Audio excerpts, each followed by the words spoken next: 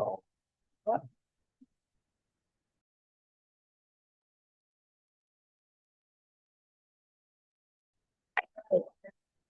Done them. Yeah, I guess I did. I'll reply just. I'm going to call to order the June 24th, 2026 Budget Subcommittee meeting to order. We're going to start with, we don't have any contracts with procurement? No, I'm just kidding. You want to start with the student transportation? Let's start with an exciting one. We talked since April. As we've discussed, this was a invitation for bid for student transportation to and from school. Invitation for bid seeking the lowest responsive and responsible bidder for the scope of services. We had a bid opening Monday, this past Monday. Yes. June 22nd, 10:01 a.m. Superintendent and myself were in attendance.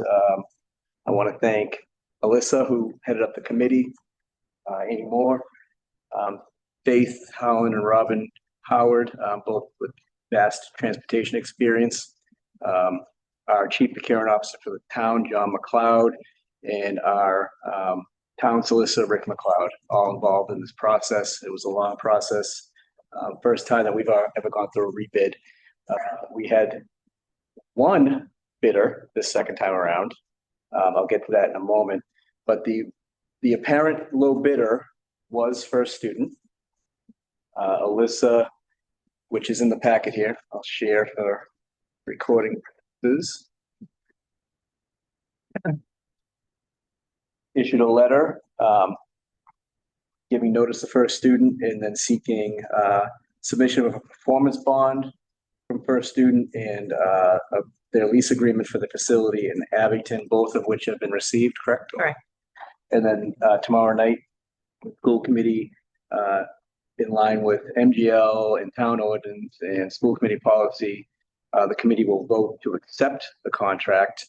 The committee approved the budget for the contract this year through our budget process, and town council and school committee approved an up to 5-year contract, which we exercised.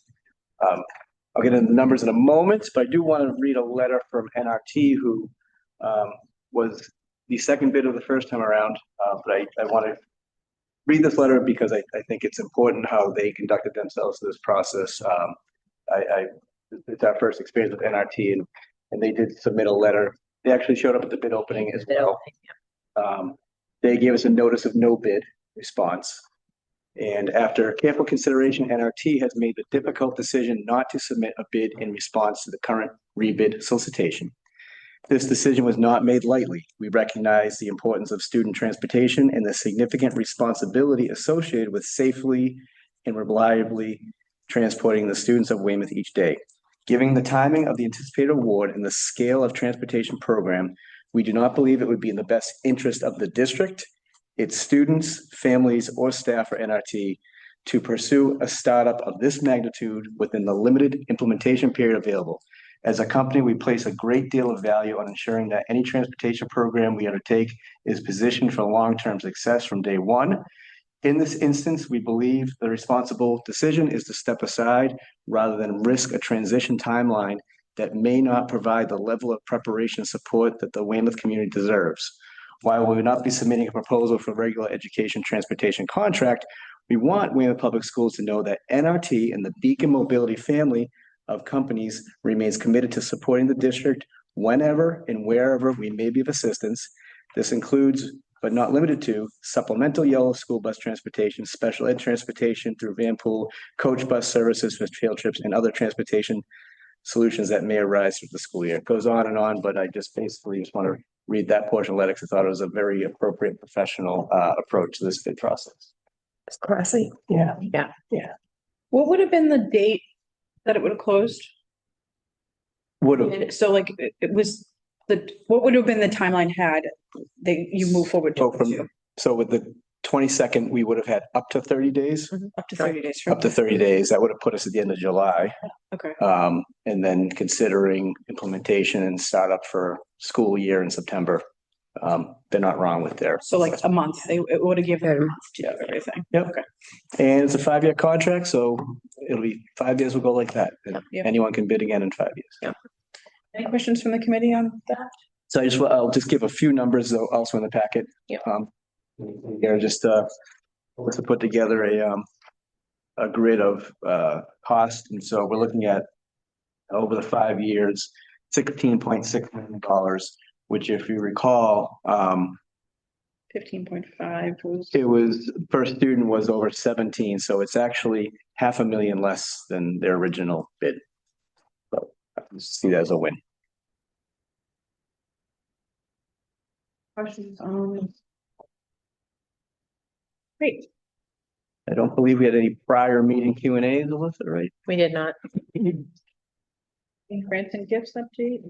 We do have one hot off the press, CTE, a $25,000 alignment grant of curriculum with DESE frameworks. Our CT director, Sam DePina, always is touting this, that we want to make sure that our curriculum is aligned with DESE standards. He does a great job. The teachers do a great job. So this grant is a grant that's been, I think it's basically any vocational CTE program that the state is getting some sort of earmark. So we're getting 25,000 that Sam will need to use by the end of September. Wonderful. So we've shared that with Assistant Superintendent Fratt and Karen Monahan from high school and Sam himself. So they'll work together. And they'll have to report out what the. what- Yeah, once we have more information on what they're actually applying for. and We're gonna work on the budget this week now. Okay. Yeah, so Alyssa and Jen will work on that this week with them. Any questions from the committee on that? Moving on to audits and reports. This is the 25 audit. Completed and voted by council. Not published yet, so once we have a copy of it, we will share it. Again, I'm going to thank Alyssa, the finance office, Amy, for their work. So we did basically working with the town. The town was getting caught up in audits. So over the last 12 to 18 months, Mm. they've done 3 fiscal years, 3 fiscal years. fiscal 23, 24, and 25. New vendor, correct? Yeah. New vendor. New audit firm. So we are caught up. We'll really no findings in terms of school department, more some town recommendations. But the biggest recommendation coming out was timeline. So the town's committed, and so are we, to and it segues nicely into the next item. There is the FY26 close. So best practice is you close your books. They're done by, ideally August 31st. That ties into the end of the year report for us. And then your audit happens over the winter with, a March publication of financial statements. So if we go with that same timeline, Alyssa is in the process, working with the principals and the department heads for the school department, of processing of closing our open POs. We'll do final closeouts, journal entries, transfers. And then the town's goal is to have the books closed by August 31st. Our end of year report is technically due September 30th. I don't think in the 15 years I've been doing this anywhere have ever hit that September 30th date, but it's always a goal. Typically we get it done in October. November is when DESE starts sending the letters to the districts, the angry letters. So our goal this year is to work with the town to close the books by 8/31, and then September into October we'll get that end of year report for 26 done for you guys. Great. Anything I missed, Alyssa, on that? No, Please jump in at any time. And do you report that at the town council meeting as well, or do you just do it here? The Report. end of the year report, that only comes here, or does that go to them too? It's only here at the school department. Okay. And then the same audit firm actually does, DESE won't call it an audit, but the same audit firm does, they do agreed upon procedures testing just to review and Yep. audit Yep. our end of year report. But it's just a school committee Okay, because that's who, it's just school department great. with DESE. Moving on to fiscal year 27 budget planning. That's just a wrap up. So no further vote required by the committee because the number was voted at council. It was the same number that we submitted is what we are using as a funding number for next year. So town council voted June 15th. That was last Monday. Alyssa has loaded the budget into Munis. And in addition to our our operating budget, in addition to our operating budget, we have a supplemental amount of $500,000. That's a one-time sped cost. It's measured 26-072, free cash for special ed reserve. So the executive team will work with special ed to, as we need it over time, use that fund. Historically, we've added positions after the budget each year, so this will help us fund those budgets, and then allows us to prioritize budgets for the following year. And we are still waiting on some pieces from the state. We may see some additional Chapter 70 money. We've seen some additional earmarks. I want to thank Senator O'Connor. We're getting an additional $200,000 earmark. Rep Murphy, thank him as well. We're getting an earmark that is still has to go through the final stages of the voting, the state budget, but it's looking like several $100,000 for CTE equipment upgrades, supplies, materials. And then we don't have any news yet on any circuit breaker supplements, but I think the state budget went through the Senate process and it's come back to committee, and then the governor will sign. It'll be sometime in July. So we can update the committee through the blog once we have some final numbers.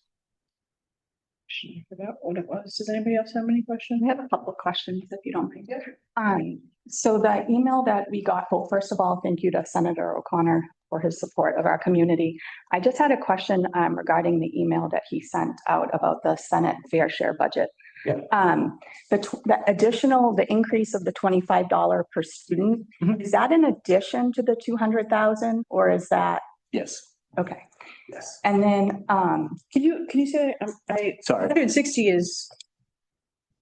That's, can you say that again? sure. His letter said, during the Senate fair share budget debate, I was able to get an amendment passed that increases per pupil minimum aid. Yeah, that's that's circuit breaker, correct? No, Chapter 70. I'm sorry, it's chapter 7. Yes, he was able to. The 200 is supplemental budget, correct? Correct. Completely different things. That's what I'm trying to figure out, is that, Yes. this is an addition. So the Yes. 200,000 is a one-time funding through an earmark that Weymouth will receive. We haven't seen that yet. Okay. But we know that's coming. And then he also, I believe it was for his districts, an additional $25 per student. So it went from 75 to 150 through the state budget process. In addition, Senator O'Connor was able to secure an additional 25, I think it was roughly $25 per student for the communities in the South Shore, which I think will be close anywhere from $130,000 to $150,000 additional. Okay. And then I guess I have a couple more questions, sorry. When he was able to secure the $399,763 for Weymouth as a first round of state assistance to help cover the high cost of snow and ice removal, does that have to go into a bucket just for that? Or can the mayor essentially give that? And it would probably go into a line item in the town's budget, and then they. Yeah, And then they decide what to I do. don't know. Curious. It's a good question. I don't know where that funding, the only piece I know is the cost to us of the winter storms was was really the overtime. I think we lost a piece of equipment. It might have been like $20,000 that we actually submitted to MEMA and FEMA for reimbursement for us. So we're focusing on that. But it is a good question on where that funding is coming to the. Yeah, like where will it be just? It'd be a good question for their budget, Because they say that they always run on a deficit. Correct. right? Yeah. Snow and ice. The snow and ice is always on a deficit, so that's always a loss. So I guess it would go to DPW because that's incurred all the costs. And then I guess my last question is on this FY27 school budget funding, the 6 bullet points at the bottom, that kind of assumptions or things that we were hoping to happen. Can you just touch on which one of those currently, as of today, is definitely happening? And Yes. waiting? I think I anticipated a question, so I think I have. Right. Okay, good, I do. 1, 2, 3, 4, 5, 6. Okay. The first one, the chapter 70, the 75 to 150,000. That was realized. The 442,350. In addition to that, we may be seeing, as again through Patrick O'Connor's, that additional 25 per student. The second item has not, we're still in negotiations, so has not been realized. We're hopeful, which I'll touch on in a minute, that the third item, the school fees, will be realized tomorrow night through a vote of school committee. And then the fourth item has been realized. We're working with the town on journal entries and transfers. Is that correct, Alyssa? Correct. And then the fifth item, we don't know yet. As we're ending the school year, we may see retirements still coming through. And the earmark, the 200,000, that's the one I referenced for Pat O'Connor. And then potential circuit breaker is the question mark. That, I guess that's seventh bullet. Because I guess I'm just wondering if there has been like, you were just saying the bus contract is now $500,000 lower than we were anticipating. And we've gotten some additional money. Is it necessary to do all of the fee increases? This is my question. The busing, so although it's $500,000 less, it's still higher than what the budget was this year for a first student. Okay. That was my question. Thank you for clarifying. Yep. Question about the special education funding. Yep. Would we first go through what's on our needs list to use, or would we solely just use that for something that came up throughout the year? Some of it's actually coming up right now. Yeah. So we haven't even, this is what we were saying. It's like constant of like, we're still in this school year and we just met with the principal this week to talk about like a support that's needed in the building. So it's just constant that we're adding. And so I don't know if we're quite at that spot, but so we've talked about the last 2 years, how lean we've become. And we've completely leveraged circuit breaker that in the past, we've been able to absorb. If a position came up this time of year, which we're seeing one already, we've been able to absorb it and then some into the next school year. But because we're so lean now, we literally might likely be tapping into these funds Really? before the start of the next school year. Okay. Yeah. yeah. And the $500,000 is so important to us because we're trying to be a little bit more proactive than I think last year. We were in really, like we've been in really tough times, and we know when you try to live super lean in our schools, whether it was staff that we lost or whatever that is. So, we're trying to kind of constantly balance that of be prepared, be ready, be proactive. The best hiring is always, it's actually already happened. So when you're trying to hire positions in August or late August, September, October, they're just not there. So we've been trying to be as proactive. If they are, they're probably not. They've probably been let go Yeah. or didn't get a job 100%. Yeah. A lot of them have not worked for a year, right? So they didn't get a job through that process. Yeah. So yeah, I think that $500,000, as Mel mentioned, we appreciate the mayor and you guys and town council for supporting that through the whole process, because that really does help us as we start to go into the summer planning for next year. And we'll see a little bit more. I can touch on it tomorrow night too, is graduation requirements come out. So that's something, a lot of people are like, oh, the graduation requirements are out. They're not. The recommendations are out from the governor's committee, but there's a lot of things in there that are getting people kind of spinning a little bit, but they're not realized until the Board of Education met. They're already kind of saying that's a lot, given the financial times right now. There's a lot of push for financial literacy, which we already added to our program of study. So I feel like we'll be okay there. They talked about AI, they talked about FAFSA education. So there's a lot of civics we have. So there's a lot of things that we're proactively have a few things, but like the undertaking of a capstone financially can hit a lot of districts. So I think there's going to be a lot of pushback advocacy wise too on we're talking about equity people. We talk a lot about our mass core numbers used to be super low because we have a ton of selection at the high school. So we didn't funnel kids through Mass Core. Like some schools are 100% kids meet Mass Core, and that's because they have to take, you know what I mean? That's their graduation requirements are Mass Core. So that's how many schools hit 100% Mass Core. We don't, we kind of are like, we'd like them to hit Mass Core, but we offer so many opportunities.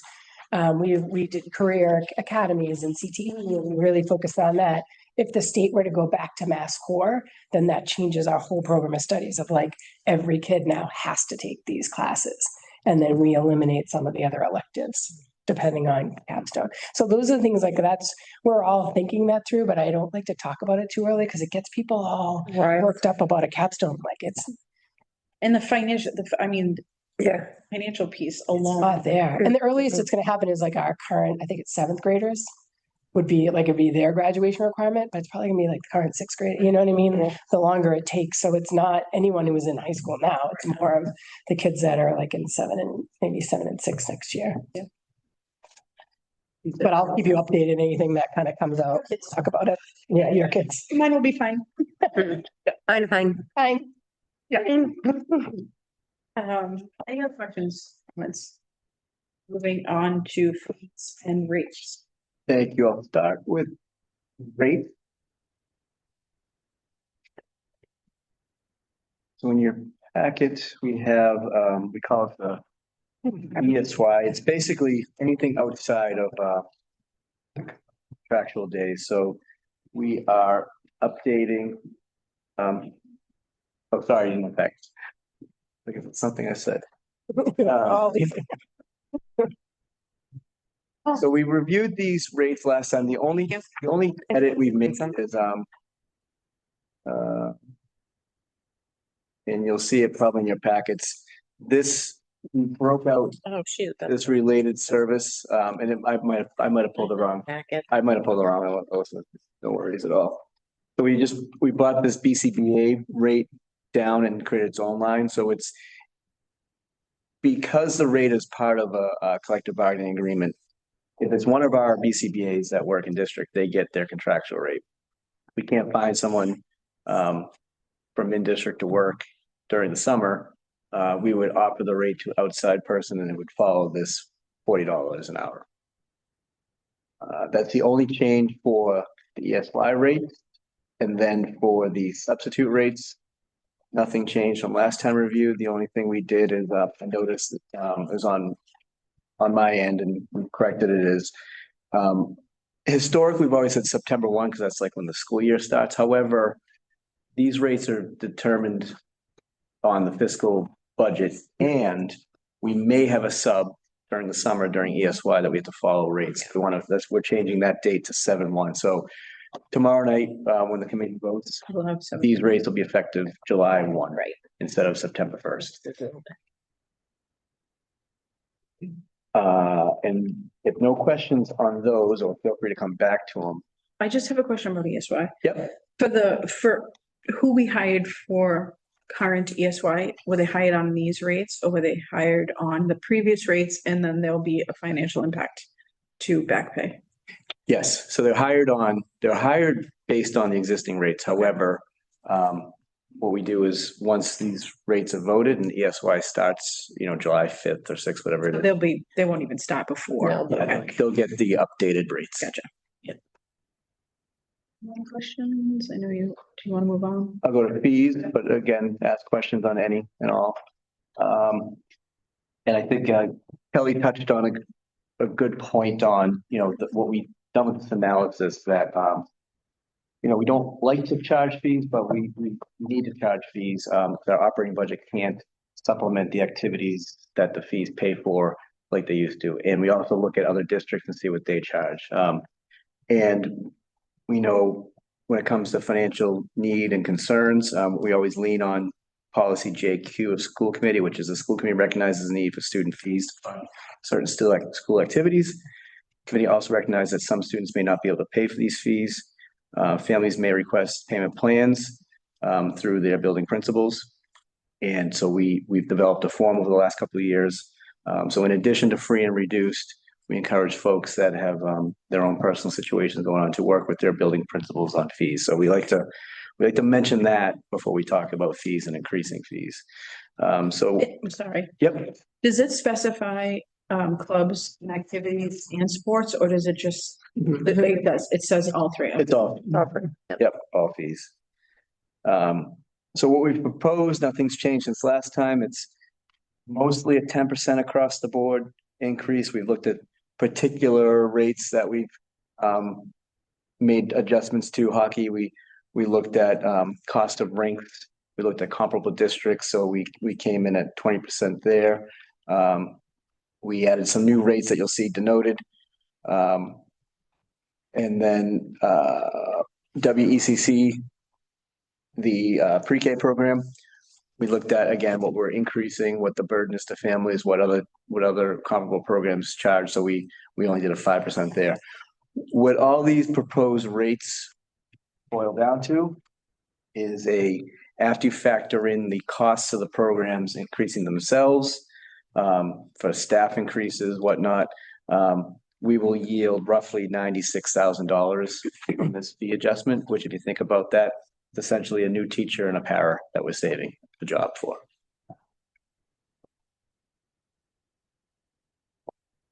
Any questions on the?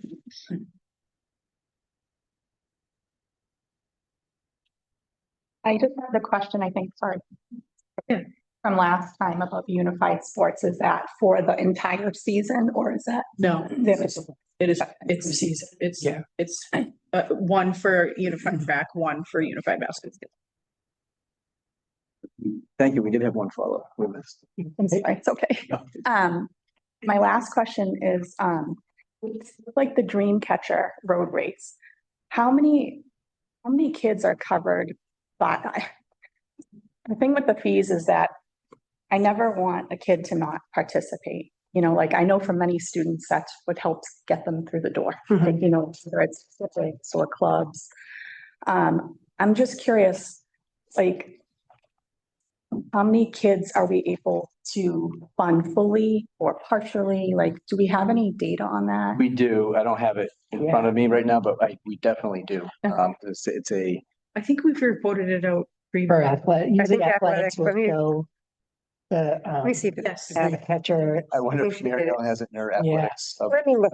Well, she's looking it up too. I think Kelly, the big part for that is, and I don't ever want to say every student because there could be a family that is, you know, maybe too shy to ask, but between Dreamcatcher, we've had different scholarships that come through and then the banner program.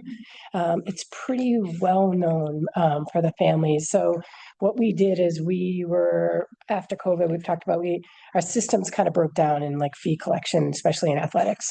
So what we did is we kind of tightened it up a little bit to say like, let's use the summertime. Summer comes, we're about to try out, and we say, you know, as we're giving out uniforms, you have to do three things. One of three things. You either have to pay in full, you have to let us know that sometimes it's the free and reduced lunch, or you have to apply. So it's like a payment plan. It's you're letting us know that you can't pay. So you have to do one of those three things to get your uniform. So it helps us understand where our families are. And a lot of times that's done with the coaches. So it's not anything that students really feel like uncomfortable with. I hope that between the coaches, athletic directors, teachers, all the people at the school, it's pretty well known that we will work with any of our families. And that has really helped us too. What was happening is some people just weren't paying fees, and then you get to like senior and you're like, you owe 500 and whatever, you know, so it's really avoiding that part, and it helps us kind of pay for some of the things along the way instead of just writing off $600, $700 when they're seniors. But I feel comfortable saying our families, and it's for AP exams, it goes for anything really. Significantly increased about what's available. Like I think previously it was like who you know, and you know, the principal was kind of reaching out to people. I think the communication has definitely increased. So it's available. Even I've been asked several times, like, hey, there's a so and so. I'm not going to name names. You know what I mean? How can we help them? And it's been taken care of pretty quickly. Yeah, and I mean, finances are always tricky, especially when you get to the high school and like tryouts, and there's certain things that unfortunately will keep kids, right? Like there's so many things that cost so much money, all of the clubs, all of the extras that the camps and all of those kind of things. So we try to do everything we can for our kids that are ready to play and want to play. And the clubs, that will be the same way for Chapman. That's our biggest thing. We believe we want every kid after school. We just know that in saying we want every kid after school, we have to like somehow support a little bit of that. So I don't have a number of students, but for the winter sports, Dream Catcher contributed almost $9,000 to students, and then for the spring, $7,500. And the sponsorship program was 1,800 this spring. 1,800, and then I don't have a You number. may not have spring yet. No, it was in the presentation. It was in the presentation, it was 1,800. 89. And for winter, it was, the Chestnut donation was 11,000, Gates was 19,000. Last time I went with Karen, there was no students that didn't play because Yeah. She didn't give exact numbers, but that's how much we spent. We gave towards it. Any other questions? And I was looking, I don't know, I guess I'm gonna, prefer. yeah. I'm gonna make a motion to refer the fee and rates to school committee vote on June 25th. Second the motion. Any discussion? All those in favor say aye. Hi. All those opposed? That motion has passed. That will be referred to school committee for a vote on June 25th, 2026. We'll see you tomorrow night for the. Yes. If no other questions, I just have before public comment, the schedule for next year. Yep. So just for the committee and those watching to know, we prepared a schedule for next year. Lots of conversation between the superintendent, myself, with, and Danielle as the chair.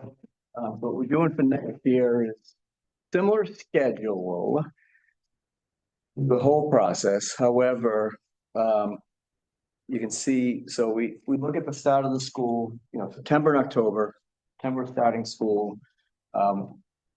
Wrapped up a number of negotiations with our SCIU units and AFSCME. We're still bargaining with the WEA. We are hopeful we'll be done this summer, but we may have negotiating into the fall. And then the third factor we've talked about is just, we want transparency. We want advocacy for the whole process, but what we don't want is folks to feel budget fatigue. When I say budget, I mean the public. We never want to be like, oh God, they're talking about the budget again. We want the budget process to follow the timeline through school committee policy, town ordinance.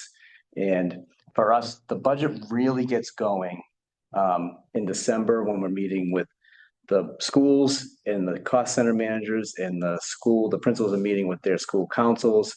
And then we know January starts the hearings. So we felt it appropriate to peel off the September, October meeting.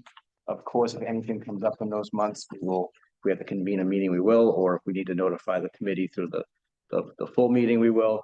But we thought we'd take this approach this year because we appreciate the thoughtfulness and the advocacy throughout the budget process.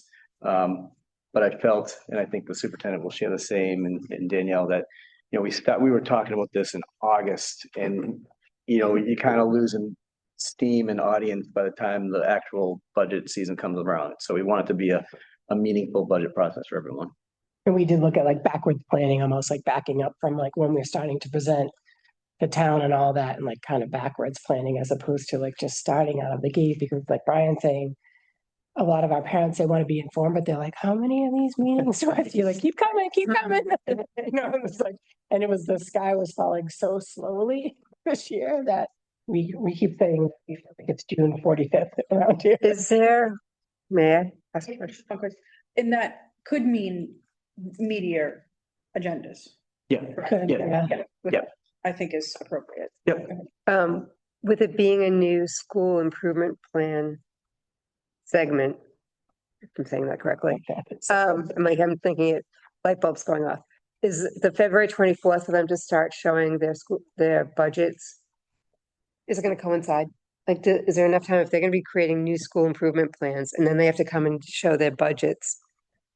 in February, is there enough time for them to create a new school improvement plan and then come, you know, because it is gonna, Yeah, you because kind of, their improvement plans aren't necessarily budget driven. I mean, they're budget they could driven be, as a 'cause district, they, like, right, because they kind of yeah, will be asking for their needs. yeah. I just want, you know, do they have enough time to, They'll have, so we'll start working on their improvement plans over the summer.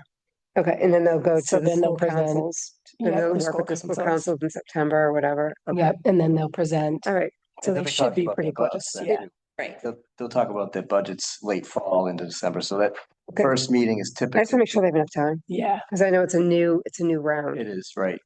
So I think, I don't know what the requirements on the meetings are per year. I think it's at least 1, 2, maybe. I think it's quarterly. Quarterly, We have two. They would most likely have two before that meeting. Before that meeting. but I just wanted to, Now, the first meeting is the 11th, that's Veterans Day. Isn't that November 11th meeting of the budget sub? yeah, it's veterans. It's Veterans Day, like, isn't that a vacation day for you guys? But is it actually, It is, it's Wednesday, I just looked it up. Yeah. It is Veterans Day. All right, well, Always on the 11th. All right, just make it, all right.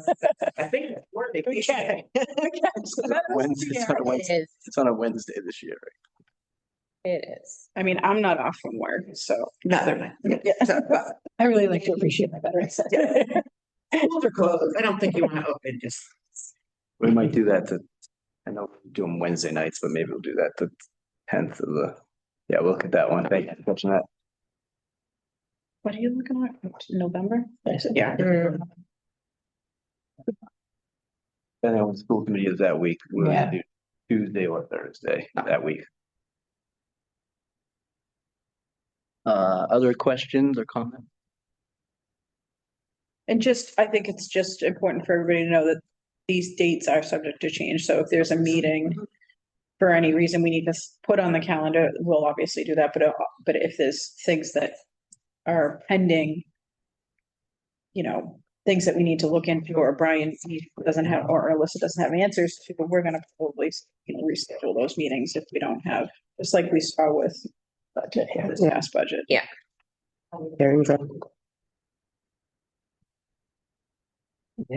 All right. Any questions? If anyone from the public, what do we say, raise your hand, or is it? I'll put it in the Q and A, I right? think they have to Yeah. put in the Q and A. Put in the Q&A, thank you. Anybody from the public wants to ask a question or has a comment, please put in the Q and A.